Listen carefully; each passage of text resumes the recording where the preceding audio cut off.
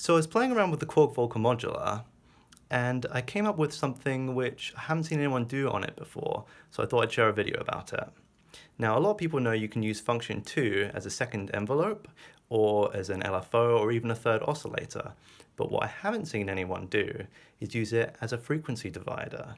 And I got this idea from watching a load of make noise maths videos. So let's start by patching it in. I'm going to take the output of the main oscillator, plug it into the trigger input of function 2, and take the positive output of function 2 and put it into the audio input of low pass gate 1. And now when I press the keyboard, you'll hear that's the sound of function 2. Let's turn the release down. But take that out, that's the main oscillator again.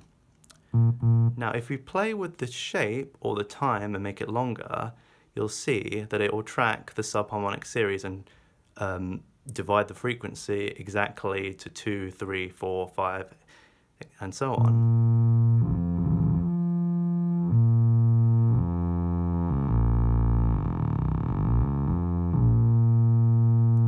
Which is pretty darn cool. If you want to give it some more control, what you can do is you can take the utility module and patch it into the time input, and it gives you a bit more flexibility with the C control. I'm going to use the A minus B times C out, put it in there.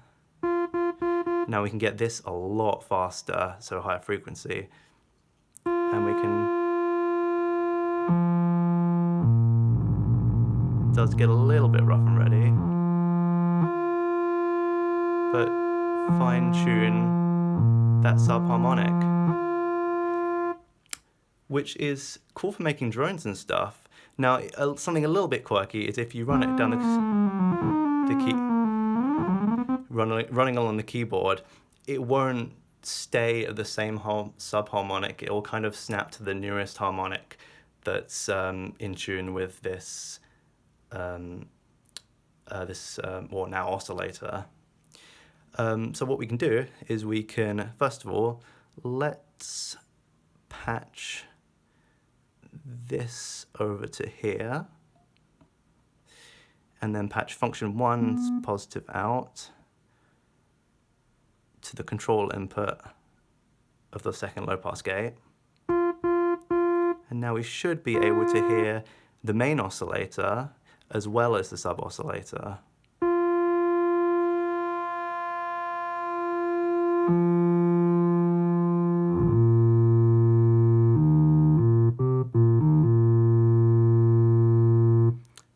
So now we've got two sources going, and you can add the modulation oscillator as well if you want a third voice. And what we can also do is we can, for example, modulate which sub-harmonic we are going to be snapping to.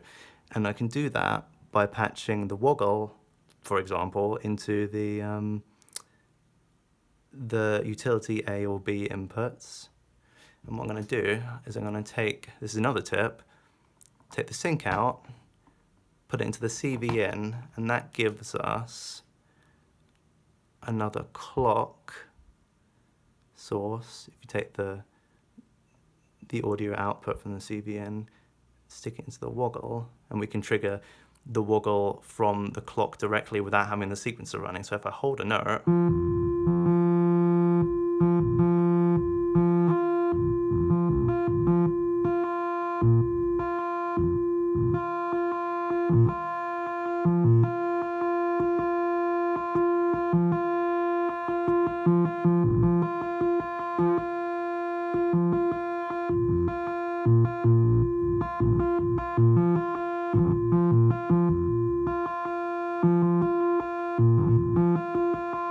you see the woggle is sequencing the sub-harmonic series, which is another cool thing.